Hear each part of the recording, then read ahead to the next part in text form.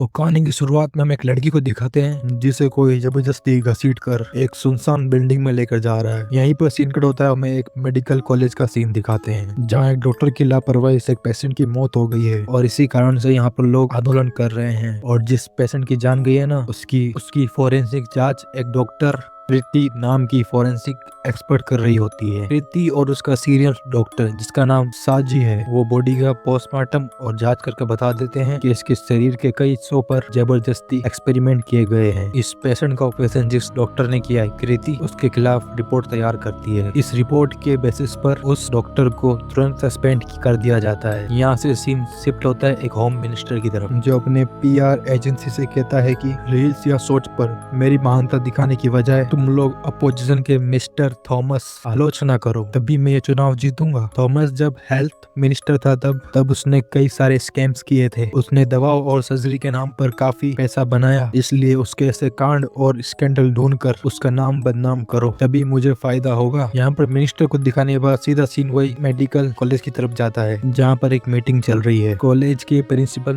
नारायण बताते हैं कि कल हमारे कॉलेज में एक जाने माने पैरासाइकोलॉजिस्ट रामास्वामी आने वाले हैं जो कि यहाँ पर 7 दिन रहेंगे और उस दौरान वो जब भी यहाँ पर रहेंगे हमें कुछ नया सीखने को मिलेगा। और रामास्वामी को यहाँ पर इन्वाइट करने का आइडिया डॉक्टर राविका का है और उनको भी थैंक्स। लेकिन डॉक्टर साजी इस बात से खुश नहीं होता। वो बताता है कि एक पैरासाइकोलॉजिस्ट मेडिकल में डॉक्टरों के बीच क्या काम, वो तो भूत प्रेत पिशाच का धंधा करते हैं, भला उनसे हम क्या ही सीखेंगे। और मैं जानता हूँ कि मेरी तरह आपके मन में ये सवाल होगा, पर आप में से कोई पूछेगा नहीं क्योंकि आप सभी के सभी हाँ में हाँ मिलाने वाले हैं और अपनी बात बोलने से डरते हैं। साजी की ये बात रबिका काटते हुए कहती है कि देखो आप अपनी बात कीजिए, लोगों को इसमें शामिल मत कीजिए। तभी कृति बिके पड़ती है, शायद जो सर कह रहे हैं वो सही कह रहे हैं। हम डॉक्टर साइंस को मानते हैं, ना कि कोई आलतू फालतू चीजों को। ये भूत प्रेत वाली ये कोई बात नहीं मानते। फिर यहाँ रबिका और कृति के बीच बहस शुरू हो जाती है जहाँ पर नारायण कृति को डांट कर रूम से बाहर निकाल देता है। अब अगले दिन रामास्वामी सबको स्टेट से सभी डॉक्टरों को संबोधित कर रहा होता है और नारायण और रेबिका को थैंक्स भी कहता है कि मुझे इन्होंने इनवाइट किया। फिर वो बताना शुरू करता है पैरासाइकोलॉजी के बारे में कि असल में क्या होता है और ये कैसे काम करती है। रामास्वामी कहता है कुछ इसे साइंस मानते हैं तो कुछ इसे साइंस नहीं मानते, साथ ही कुछ ऐसे लोग हैं जिन्हें कि पैरासाइकोलॉजी क्या होता है। तो उनकी इस बात पर कृति हाथ उठाकर कहती है कि मैं उन लोगों में से हूँ जो पैरासाइकोलॉजी को साइंस नहीं मानते, मतलब मुझे पैरासाइकोलॉजी पे विश्वास नहीं है। तो रामास्वामी कृति को स्टेज पर बुलाता है और उसे कुर्सी पर बैठने के लिए कहता है। फिर वो झटके में कृति को सुला देता है, फिर एक चुटकी में उसे नींद से बाहर भी लेके आ जाता है। रामास्वामी कहता है कि मैं आज कृति के सहारे आप सबको बताऊंगा कि कैसे हम सभी के दिमाग एक दूसरे से बिना बोले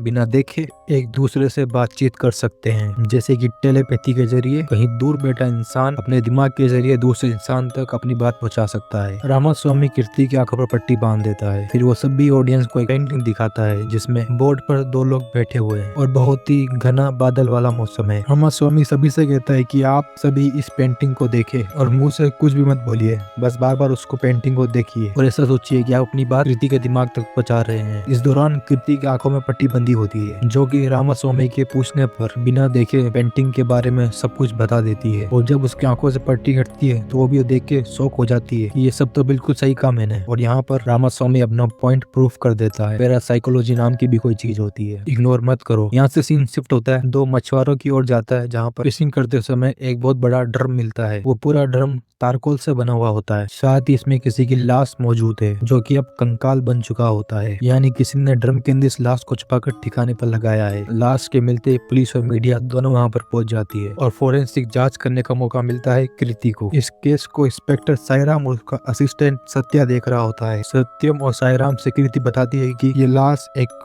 औरत की है जिसकी उम्र 25 से 26 होगी, साथ ही इसकी मौत को 4 से 5 साल हो चुके हैं। कृति को लाश के मुंह से एक डमी बॉल भी मिलती है जिसमें 2 लोगों के फिंगरप्रिंट्स मौजूद होते हैं, लेकिन किसके ये पता लगाना पुलिस का काम है, लेकिन ये बहुत मुश्किल है। फिर क्या था, पुलिस लग जाती है इस काम में। 4 साल पहले गायब हुए लोगों को वो खंगालने में लग जाती है। इस बीच मिनिस्टर भी पुलिस से कहता है कि जल्दी से इस केस को रफा दफा करो। साईराम कहता है सर आप चिंता मत करो, तब तक ये केस रफा दफा हो जाएगा। दूसरी तरफ रामास्वामी कॉलेज के उस हिस्से को देखने देखने जा रहा होता है जो कि काफी समय से बंद है और खंडर की तरह पड़ा हुआ है। ये एक पुराना मुर्दा घर है जो कि इस्तेमाल में नहीं है। रामास्वामी बताता है कि ऐसी जगह पर हो सकता है कि कोई आत्मा मौजूद हो। कृति फिर से कहती है कि मैं सब कुछ मान सकती हूँ लेकिन ये आत्मा और भूत वाली बकवास को मैं नहीं मान सकती। वैसे भी सिर्फ आप अंदर जा रहे हो तो हमें कैसे पता चलेगा कि जो आप बता रहे हो सच है या झूठ? क्या पता आत्मा हो ही नहीं और आप हमें उल्टी सीधी कहानियां सुनाकर बेवकूफ बना दो। रामास्वामी कहता है ऐसी बात है ना तो तुम खुद जाकर देख लो, बाकी जरूरी नहीं है कि हर बार मुझे आत्मा मिल जाए। जो आत्मा हमारी माइंड और सोल की तरह होती है और हमसे बातचीत करना चाहती है हम उसे महसूस कर सकते हैं, बाकियों को नहीं। उनकी बातें सुनकर कृति अकेले अंदर जाती है। फिर रामास्वामी कृति को एक EMF मीटर देता है जिसे इलेक्ट्रोमैग्नेटिक फील्ड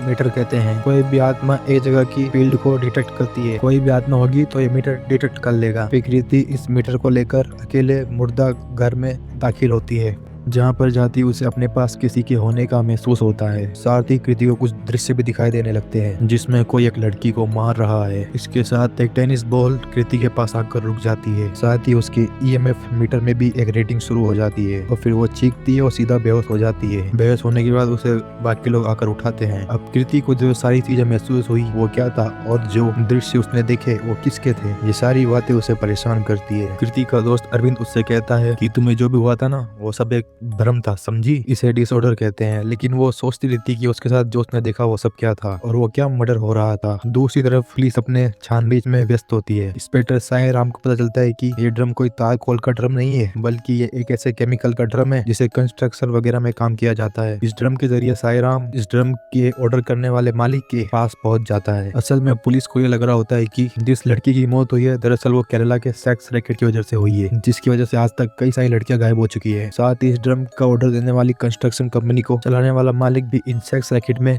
शामिल था। तो साईराम को उसी पे शक होता है, हो सकता है वही हो, मगर वो आदमी कहता है कि इस मर्डर में मेरा हाथ नहीं है। साईराम कहता है इस वक्त तुम ही हो जिस पे हम उंगली उठा सकते हैं और जब तक तुम इसके बारे में हमें कोई ठोस इन्फॉर्मेशन नहीं देते तब तक शक की सुई तुम पर ही रहेगी। दूसरी तरफ हम कृति को देखते हैं जो अपने घर आई हुई होती है क्योंकि आज उसके छोटे भाई कालिदास की पुण्यतिथि है। कालिदास जब 10-15 साल का था तभी उसकी मौत हो गई थी, लेकिन जो कृति ने देखा था उसकी वजह से वो सोच में है। जो उसके साथ मुर्दा घर में हुआ था, कृति अपनी माँ से पूछती है कि माँ आत्माएं होती है क्या? उसकी माँ बोलती है तुम भगवान पर विश्वास करती हो बेटा? तो कृति कहती है हाँ मैं मानती तो हूँ माँ कि इस दुनिया को किसी ने बनाया, कोई तो बनाने वाला है इसका। फिर उसकी माँ कहती है जैसे कि तुम उस बनाने वाले को विश्वास कर रही हो उसी तरह आत्माएं भी होती है, बस हम उन्हें देख नहीं पाते। आगे वो कहती है कि शरीर की तरह आत्मा की भी उतनी उम्र होती है। जब कोई इंसान किसी कारण से मर जाता है उसकी आत्मा बिना शरीर के हो जाती है और जब तक उसकी उम्र पूरी नहीं होती तब तक वो भटकती रहती है। उसके बाद जब कृति अपने हॉस्टल की ओर जा रही होती है तब उसे एहसास होता है कि कोई उसका पीछा कर रहा है, इसलिए वो जोर से अपने हॉस्टल की ओर भागती है और सीधा रूम में घुस जाती है। लेकिन उसके अलावा ना किसी को सुनाई देता है और ना ही कुछ दिखाई देता है। इस बात से कृति और भी परेशान हो जाती है। वो कहती है उसके साथ ये हो क्या रहा है। उसके इन सवालों के जवाब किसी के पास नहीं होते, इसलिए वो सीधा जाके मिलती है रामास्वामी से और उन्हें इन सब के बारे में बताती है कि मेरे साथ ये चीजें हो रही है, मुझे किसी के होने का एहसास हो रहा है। रामास्वामी कृति से कहता है अगर तुम किसी आत्मा को महसूस कर सकती हो तो ये कोई नॉर्मल बात नहीं है। जैसा कि मैंने कहा था आत्मा उसे कांटेक्ट करती है जिनका दिमाग उनकी तरह हो। अगर वो तुमसे बातचीत करना चाह रही है तो उससे डरने के बजाय उसका सामना करो। और बात रही नुकसान पहुंचाने की, अगर वो चाहती है तो नुकसान को भी पहुंचा चुकी होती, तो इस बारे में डरो मत, उसका सामना करो। ये कहते हुए रामास्वामी कृति को एक EMF मीटर देता है ताकि कृति को पता चल जाए जब वो आत्मा आई है। उसी रात कृति जब अपने कमरे में अकेली होती है तो अचानक उसे वही टेनिस बॉल दिखाई देती है। साथ ही उसे कुछ दृश्य भी दिखाई देते हैं मानो कि वो किसी और दुनिया में पहुंच गई हो। चारों तरफ अंधेरा हो जाता है और कृति अपने कमरे से बाहर निकलती है तो जाकर पहुंचती है प्रिंसिपल नारायण के रूम में जहाँ एक ट्रॉफी रखी हुई है जो कि पिंग पोंग यानी टेनिस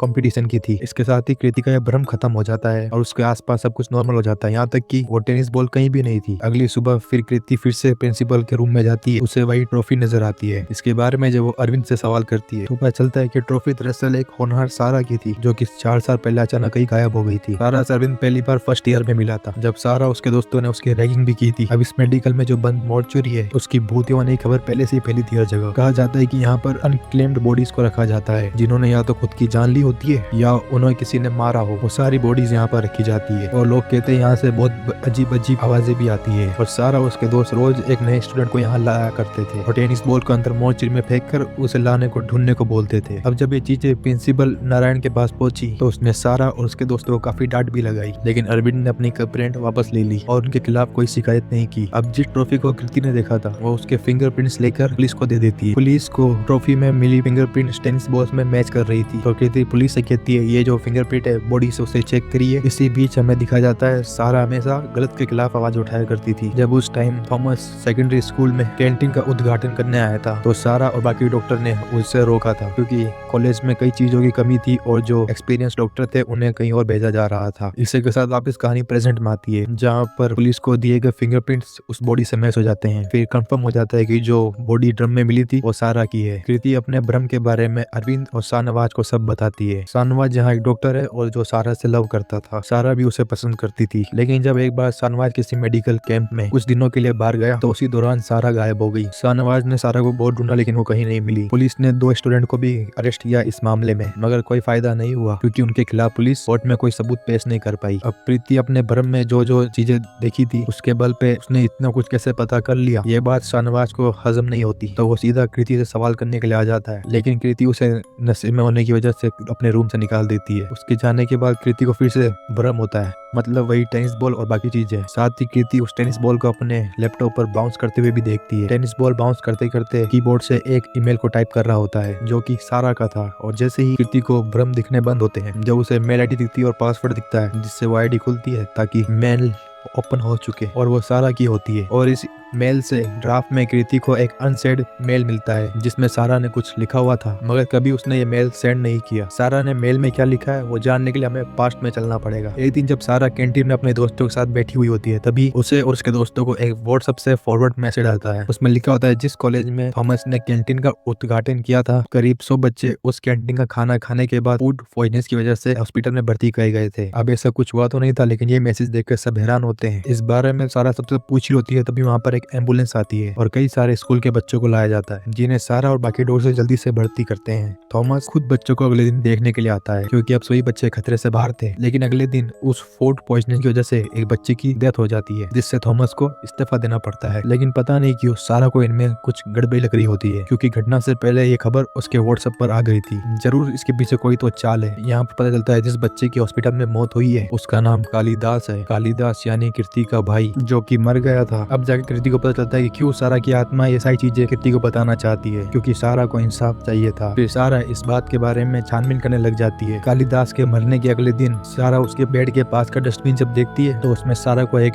एनेस्थेटिक इंजेक्शन मिलता है जो कि शायद कालिदास को दिया गया था। इस बारे में जाके सारा रेबिका को बताती है कि इस तरह का इंजेक्शन वार्ड में कैसे आया, और इसी दौरान सारा ने इस बारे में मेल में लिखा हुआ था जिसे वो किसी को भेजने वाली थी। बस उसे इंतजार था रेबिका की कंफर्मेशन का, लेकिन वो ईमेल मिलने से पहले ही सारा को गायब कर दिया गया। और अब प्रेजेंट में कृति शाहनवाज और अरविंद को ये सारी बातें बताती है, जिसपे अरविंद कहता है ये वही इंजेक्शन है जो माइकल जैक्सन को दिया गया था। अब शाहनवाज इन लोगों के साथ मिलकर सारा के कातिल को ढूंढने में लग जाता है। इधर पुलिस को भी कोई सुराग नहीं मिल रहा होता है। दूसरी तरफ अरविंद रेबिका पे नजर रखता है। उस दौरान शाहनवाज रेबिका को वो मेल सेंड कर देता है सारा का, और ये देखकर रेबिका पूरी तरीके से डर जाती है। तब उसे याद आता है कि जो ये सब बात उसे सारा ने बताई थी उससे पहले हमें प्रिंसिपल को बताना होगा, क्योंकि कॉलेज की इज्जत का सवाल है, इसलिए तुम ये सारी बात हमारे बीच रहने देना। और फिर सारा मान गई थी। तभी रेबिका कॉल करने के बाद किसी को वहाँ से निकल जाती है। इस बारे में अरविंद शाहनवाज को खबर देता है और शाहनवाज कृति के साथ रेबिका का पीछा करने लग जाता है। रेबिका एक जाती है फार्म हाउस पे, जहाँ शाहनवाज कृति को रुकने को कहता है और खुद उसके पीछे जाता है। और इसी दौरान कृति को अचानक से कुछ चीजें दिखने लगती है। वो इस वक्त रेबिका को देख पाती है जो फार्म हाउस में किसी के इंतजार में है। तभी वहाँ पर एक वही टेनिस बॉल बाउंस करते हुए आती है और वहाँ पर रखी हुई चीजें हवा में खुद उछलकर गिरने लगती है। यहाँ तक कि एक शराब की बोतल भी टूट जाती है और सीधा आके रेबिका के पैर में लगती है। घायल रेबिका जब अपनी मरहम पट्टी कर रही होती है तभी उसके सामने का शीशा टूट जाता है और तभी कोई अजान शक्ति रेबिका को उछालकर नीचे फेंक देती है और फिर वो टूटे हुए शीशे का एक टुकड़ा खुद ब खुद उड़कर रेबिका को काट देता है और यहाँ पर रेबिका की मौत हो जाती है। सारी चीजें कृति को दिखाई देती है उसके भ्रम के जरिए। ये सब खिड़की के दूसरी तरफ शाहनवाज सब देख रहा होता है। तभी वहाँ पर शाहनवाज एक आदमी को आते हुए देखता है जो यानी कि कॉलेज का एक डॉक्टर रमेश है। रमेश को देखकर शाहनवाज एकदम से चौंक जाता है और जो ये रमेश था ये उसी में से था जिसने पुलिस ने पकड़ा था सारा के गायब होने के केस में, लेकिन किसी के खिलाफ सबूत न मिलने की वजह से सबको छोड़ दिया गया था। शाहनवाज उसके बाद वहाँ से चला जाता है और फिर हम वहाँ इंस्पेक्टर साईराम और सत्यम को देखते हैं। फॉरेंसिक एक्सपर्ट बताता है कि हमें यहाँ कोई फिंगरप्रिंट नहीं मिला और देखकर ऐसा लग रहा है जैसे रेबिका ने खुद की अपनी जान ले ली हो। फिर पुलिस रमेश से पूछताछ करती है क्योंकि वो वहाँ पर आया था, लेकिन रमेश किसी भी सवाल का जवाब नहीं देता। वो बस कहता है कि मैं अपने वकील के सामने ही मुंह खोलूंगा, बाकी रेबिका ने मुझे वहाँ बुलाया और जब मैं वहाँ पहुंचा तो वो मरी हुई थी। इस पॉइंट पर साईराम रमेश को जाने तो देता है, साथ ही वो कहता है कि हम सारा के केस पर भी काम कर रहे हैं, तो थोड़ा संभल के रहिएगा। सायरा ने तो रमेश को छोड़ दिया था, लेकिन शहनवाज ऐसा नहीं करेगा। वो अरविंद और कृति के साथ मिलकर रमेश को एक सुनसान जगह पर लेकर जाता है, जहाँ काफी मार कूट करने के बाद रमेश अपना मुंह खोल देता है। असल में जब स्कूल के बच्चों को हॉस्पिटल लाया गया था, ये पहले की बात है, जब रमेश ने उनका ऑपरेशन किया था, तब सभी बच्चे खतरे से बाहर हो गए थे। एक रात रमेश को रबिका बुलाती है और उसे मिलाती है एक अकबर नाम के आदमी से। अकबर असल में पॉलिटिकल कंपनी का असिस्टेंट था और ये लोग चुनाव में कुछ बड़ा फेरबदल करना चाहते थे। इसीलिए अकबर रमेश को 2 करोड़ एडवांस देकर कहता है, तुम्हें बस एक बच्चे को इंजेक्शन देकर मारना है, जिसके लिए रमेश पहले तो मना कर देता है, लेकिन फिर रबिका के समझाने पर वो ये करने के लिए राजी हो जाता है। तब उसी रात रमेश ने कालिदास के ड्रिप में इंजेक्शन डाल दिया, जिससे कालिदास की मौत हो गई और इस वजह से हेल्थ मिनिस्टर थॉमस को इस्तीफा देना पड़ा, जो कि इलेक्शन में होम मिनिस्टर उठने वाले थे। उन्हें पहले ही मैदान से बाहर कर दिया गया और अब ये सारी बात सारा को पता लग गई थी। और जब ये बात अकबर को पता चली कि सारा को ये बात पता है, तो उसने सारा को रास्ते से हटाने का प्लान बनाया। फिर रमेश की मदद से सारा को किडनैप कर लिया गया और उसे मार भी दिया गया। इन सभी चीजों में रमेश भी उतना ही जिम्मेदार है जितना कि रबिका। लेकिन रमेश को अपनी गलती का पछतावा तो था, पर शहनवाज उसे बुरी तरीके से मार रहा होता है। लेकिन कृति ये चाहती है कि उसे फिलहाल कानून सजा दे, ना कि हम लोग, तो वो शहनवाज को ऐसा करने से रोक देती है। तभी रमेश वहाँ से भाग जाता है और शहनवाज उसके पीछे जाता है और अरविंद और प्रीति उसके पीछे है। लेकिन तभी कृति अचानक से रुक जाती है और उसके दिमाग पर सारा की आत्मा का कब्जा हो जाता है, जहाँ कृति को दिखने लगता है कि रमेश किस तरह भाग रहा है। तभी उसे जंगल में कालिदास की आत्मा दिखती है, जिस कारण वो और तेज भागता है, जिस वजह से वो पटरी के बीचों बीच आ जाता है, जहाँ आ रही ट्रेन उसे अचानक से कुचल देती है। ये देखकर कृति समझ जाती है कि सारा उसके जरिए अपना बदला पूरा कर रही है, पर वो कुछ कर नहीं सकती थी। रमेश की मौत के बाद पुलिस आती है और फिर सभी को वापस ये लगता है कि रमेश ने खुद अपनी जान ले ली। पुलिस को पता चल जाता है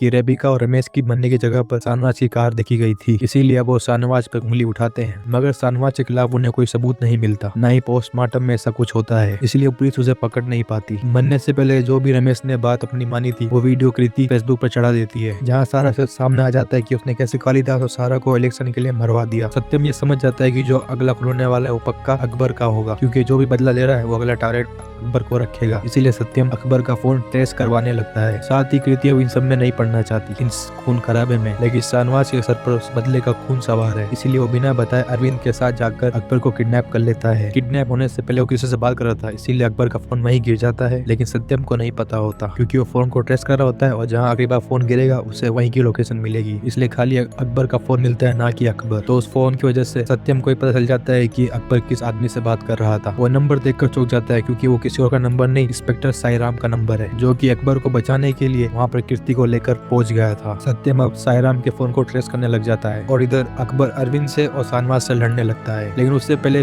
कृति को एक फ्लैशबैक दिखता है, जहाँ सारा को अकबर ने रमेश की मदद से किडनैप कर लिया था। तो सारा को लेकर वो साईराम के पास आया, लेकिन साईराम अंदर में खड़ा था, इसलिए सारा को उसका चेहरा नहीं दिख पाया और अकबर ने ही सारा को बेहोश किया था। साथ ही उसके टेनिस बॉल को उसके मुंह में साईराम नहीं रखा था, मतलब दूसरा फिंगरप्रिंट वो साईराम का ही था इस बॉल पर। फिर इन लोगों ने सारा को ड्रप में रखकर उसे पानी में डलवा दिया और ऐसा उन लोगों ने इसलिए किया क्योंकि जहाँ पर अकबर जिस कंपनी का असिस्टेंट था, वहाँ का वो साईराम ओनर था और ये कंपनी साईराम की ही है। अभी जो होम मिनिस्टर है उसको इलेक्शन साईराम ने जितवाया, क्योंकि वो उसका क्लाइंट था, इसीलिए साईराम उसे इलेक्शन जितवाने के लिए सारी चीजें करता है। ये बात होम मिनिस्टर को नहीं पता थी, क्योंकि उसको तो बस जीतना था और इस कंपनी का तरीका यही है, अपने काम को सीक्रेट रखते हुए क्लाइंट्स को नहीं बताना, क्लाइंट्स को बस रिजल्ट देना है। और कालिदास को बस इसीलिए मरने के लिए चुना गया था, वरना मौत तो किसी की भी हो सकती थी। और जब ये सारा को पता चला तो उसको भी साईराम ने रास्ते से हटा दिया और कालिदास के पोस्टमार्टम में भी उन्होंने पैसे खिलाकर फेरबदल कर दिया। ऐसे इलेक्शन में लोगों को जितवाना साईराम की कंपनी का काम है, इसीलिए उसने सारी चीजें की। अब यहाँ पर कहानी प्रेजेंट में आती है, जहाँ पर कृति को सारा की टेनिस बॉल दिखाई देती है, मतलब कि सारा आ चुकी थी और सारा की आत्मा इस बार खुद आकर साईराम और अकबर को मारना शुरू कर देती है। यहाँ दोनों को सारा नजर भी आती है। सारा की आत्मा किसी धुएं की तरह होती है, वो कभी अकबर और साईराम को दीवार से पटकती तो कभी उनको ऊपर उछाल के पटकती, और अभी सारी चीजें अरविंद और शहनवाज के सामने होती है। आखिर में सारा एक साईराम के ऊपर पूरी दीवार तोड़कर गिरा देती है। मौके पर ही उसकी मौत हो जाती है, जहाँ पर कृति और शहनवाज के साथ सारा का भी मकसद पूरा हो जाता है। अरविंद, शहनवाज और कृति अपने अपने रास्ते निकल जाते हैं, लेकिन अकबर अभी जेल में है। तभी उसके पास वो टेनिस बॉल बाउंस करते हुए आती है और इस पॉइंट पर सारा उसका भी खेल खत्म कर देती है। इन्हीं चीजों के साथ ये मूवी यहाँ पर होती है खत्म। बाकी अगर आपको अच्छी लगी हो तो लाइक करें और इसी तरह की मूवी एक्सप्लेन के लिए इस चैनल को सब्सक्राइब करें। मिलते हैं अगली वीडियो में, तब तक के लिए गुड बाय।